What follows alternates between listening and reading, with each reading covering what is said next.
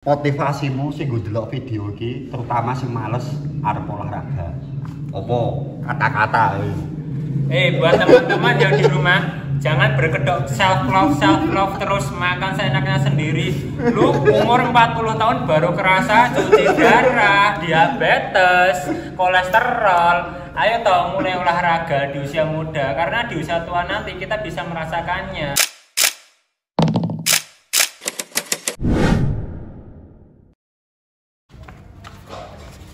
Assalamualaikum. Ini jadi bertemu lagi bersama saya Marianto. Dan kali ini saya tidak mau ngebikin video tentang latihan atau keseruan tentang anak gym. Jadi sekarang saya mau, ini istilahnya kayak podcast, tanya-tanya tentang perjuangannya anak gym pemula. Nih, sampai gua ada Tony. Wensik peran tau pemula tenanan tuh. Ya, saya dulu awalnya pemula, Mas. Dari kurus banget, enggak kok iso kok jadi punya motivasi untuk nge-gym? Oh, itu gara-garanya diputusin pacar saya. Ya, awalnya itu gara-gara diputusin sama pacar saya, Mas. Kayak gitu, gara-gara berarti diunekke cewekmu kurus. Iya, kurang lebih kayak gitu lah. Kuwi tenan ora? Ya sebelumnya sih enggak ya, Mas. Saya cuma berbuat.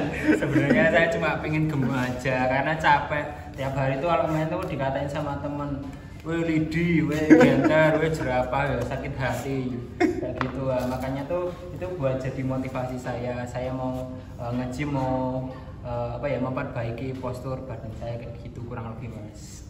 Terus awal mulane kowe mlebu di tempat gym.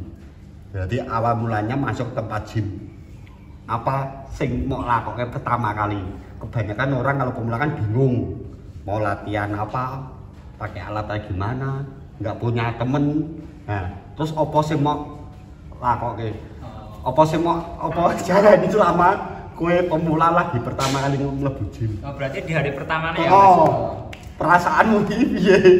Ya, perasaan dari rumah tuh yakin. Saya aja minta izin ke ibu saya, "Bismillah, aku mau nge-gym." Konsisten kayak gitu dah. Pas permulaan datang itu saya udah bikin jadwal dari hari Senin sampai hari Jumat. Pas hari Senin itu kebetulan saya latihan dada. Jadi pas sampai di gym itu saya langsung cari alat buat yang melatih dada. Tetapi saya tuh nggak langsung pakai alat yang berat-berat dulu. Tak cari alat-alat yang ringan. Beban ya. Menyesuaikan. Ya, beban yang menyesuaikan. Yang pertama itu saya ingat alat yang butterfly ini loh. Yang sing iki duduk butterfly, pack deck. Oh ya, pack deck itu. Pack deck fly. Ya, pack deck fly itu. Ini kok masih menunggu kita. Ya, saya belajar pack deck fly itu. Buat latihan dada. Ini jadi buat teman-teman yang sekiranya pengen gemukin badan atau ngebentuk badan, ini bisa ditiru. Jangan ditiru dari segi latihan. Jadi dari niat, perjuangannya bisa konsisten, itu yang ditiru. Terus dari pertama kowe nge-gym nganti saiki berat badanmu wis piro? Mau kan udah mau rampung ngomong. Betul Mas, tadi kelupaan.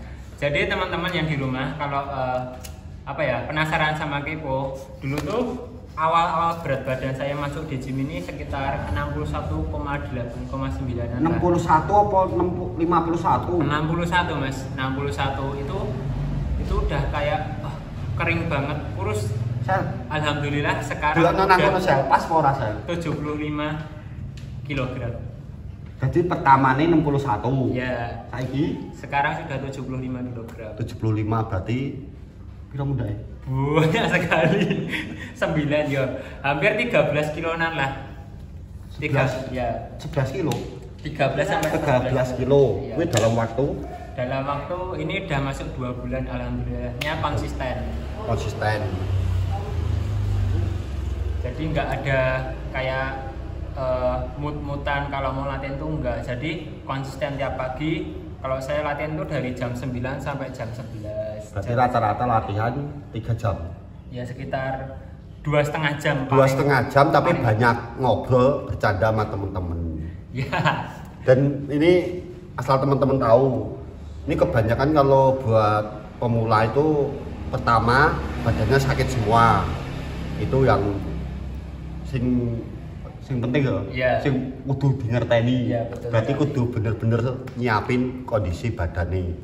Terus yang kedua tuh semua anak pemula itu pasti kalau pertama latihan beban itu nafsu makan bertambah. Ya, betul sekali. Itu jadi kalau kita tujuannya apa ya kita harus bisa ngontrol pola makan.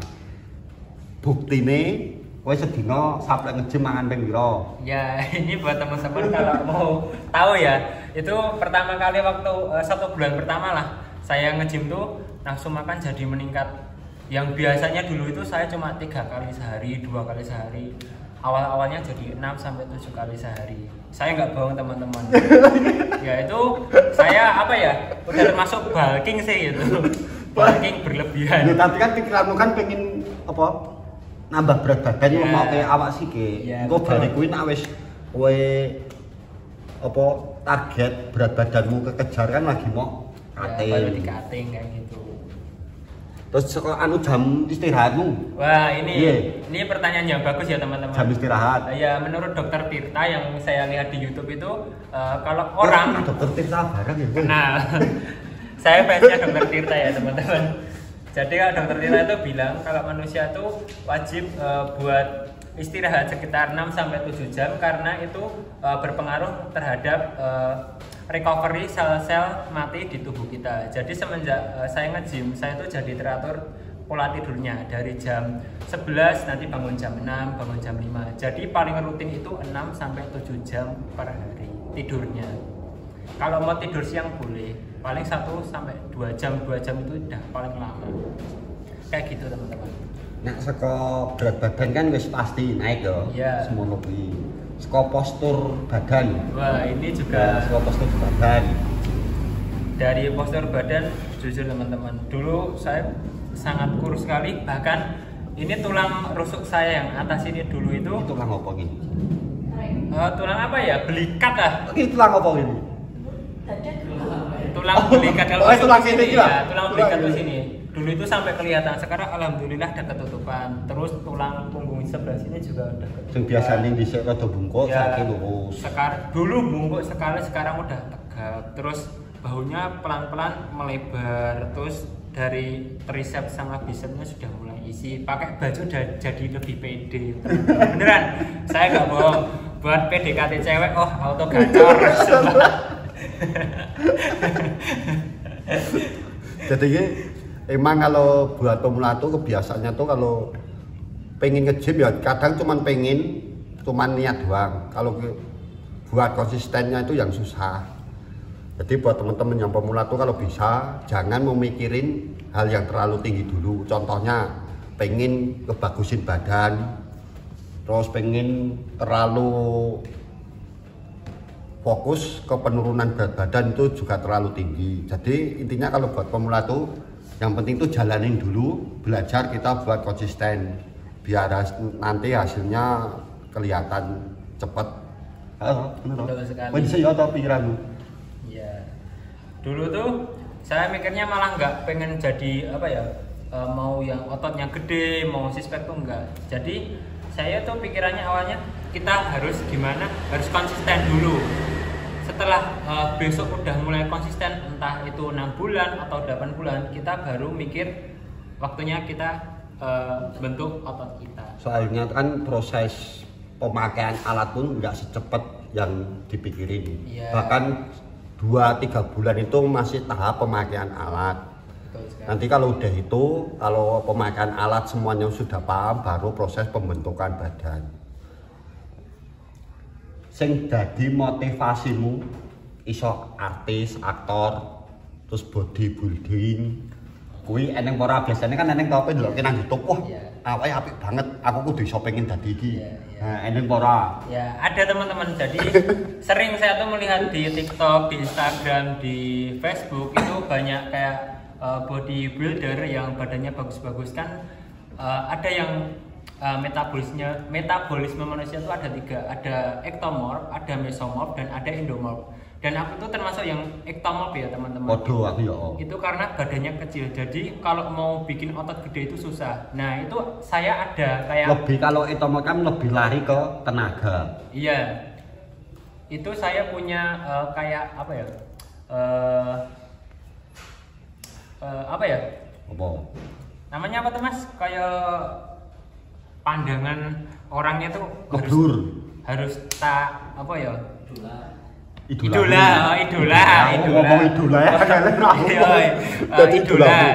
Itu dari orang luar negeri, namanya Mas David Light ya, bukan masih udah bapak-bapak. David Light itu dulu orangnya kurus banget, bahkan punya riwayat tulang belakangnya itu skoliosis. Tapi berkat dia konsisten nge-gym, makannya teratur, olahraganya juga teratur, sekarang badannya diakui sama dunia jadi manusia terestetik. Bayangin, dari kurus jadi manusia terestetik. Jadi termotivasi tentang gue. Ya. Berarti kan jelasnya soal perjuangan nih. Ya, perjuangannya tuh lama sekali. Udah terhitung sekitar 8-9 tahunan. Nah, kadang-kadang orang tuh cuma ngelihat bagusnya doang. Jadi perjuangannya dari latihan, pola makan, jam istirahat, konsistennya. Itu kadang-kadang orang tuh nggak memperhatiin, nggak lihat. Jadi pengennya cuman badannya bagus, pengen nge-gym. Ntar pemikirannya baru nge-gym sebulan 2 bulan kok nggak jadi-jadi, ujung-ujungnya berhenti di tengah jalan. Kebanyakan menunggui. Iya, betul. Nah, saka kondisi fisikmu sing dhisik kan pertama kali kan gue mesti saurunge nge-gym kan terlalu lemes, beraktivitas cepet kesel. Iya. Nah, selama nge-gym ki mau rasake wis berapa minggu? Gimana mas? Lemesnya Kan sebelum nge-gym, ya. Dari hari-hari biasanya kan kowe beraktivitas kan biasanya kan cepet kesel. Terus mesti kowe beraktivitas kowe awakmu ngrasake abot, awakmu luwih ora fit, ora seger. Nah, kowe kan nge-gym. Iya. Nah, terus kan dari segala keseharianmu sampai kowe nge-gym lho, kan awakmu lebih fit, lebih seger. Nah, kowe ngrasake kuwi berapa minggu setelah nge-gym? Oh, kalau itu saya ngerasainnya sekitar udah agak mulai konsisten sih mas, dari sekitar bulan 21 hari. 21 hari berarti 3 minggu. 3 minggu itu udah kerasa di badan. Entah itu ototnya jadi kenceng, wajahnya jadi lebih cerah, seger, bangun tidur pun badannya enak. Dan kalau buat apa ya, kayak angkat beban, aktivitas fisik yang berat pun badan nggak cepet capek. Jadi rasanya tuh di sekitar 21 hari, sekitar 3 mingguan lah, kayak gitu. Dari pola makan. Dari pola makan? Nah, tadi kan dari makan sudah nafsu makan bertambah. Ya. Sehari bisa makan 5-6 kali. Ya. Nah, dari semua makanan, kuwi eneng semua atur apa? Entah dari protein ini, karbo, entar makan karbonnya diukur apa protein ini. Keseharian proteinmu apa? Ya, jadi semenjak itu saya jadi pilih-pilih makanan teman-teman. Jadi pilih-pilih makanan itu bukan nyirik makanan ya, tapi lebih mencari nutrisi yang dibutuhin buat bangun otot. Contohnya protein. Protein itu sangat penting banget teman-teman buat kayak membangun massa otot. Yang pertama itu ada dada ayam, yang kedua ada telur, putih telur ya, telur ayam. Ketiga bisa dari kacang-kacangan seperti tempe, tahu, dan kawan-kawan lainnya. Kemudian bisa diimbangin juga dengan susu. Susunya kalau bisa susu ya, nyebut merek lu. Bukan, susu yang berprotein. Ya, susu yang memiliki protein tinggi. Kayak gitu teman-teman. Bisa susu sapi.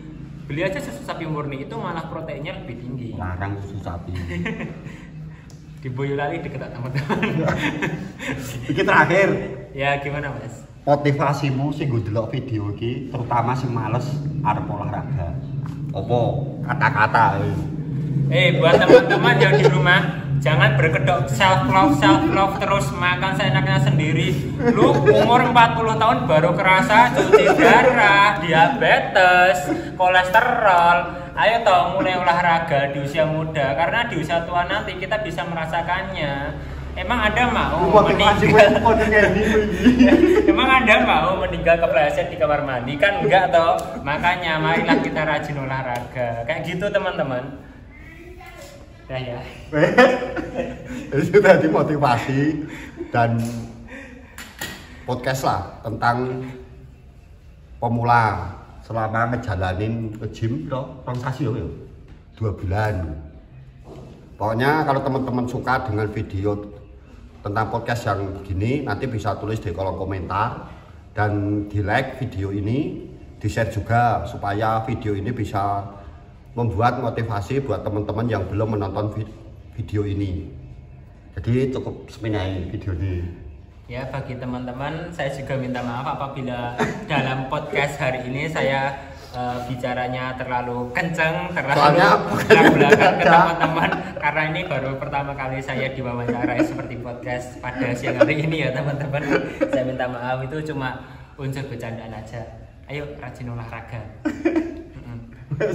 Ada orang yang kita banggakan di masa depan. Jadi cukup segini aja video ini, besok saya bikin video lagi. Jadi saya tutup dulu video ini. Wassalamualaikum warahmatullahi wabarakatuh. Waalaikumsalam warahmatullahi wabarakatuh. Oh, ini kita tinggal dipencet.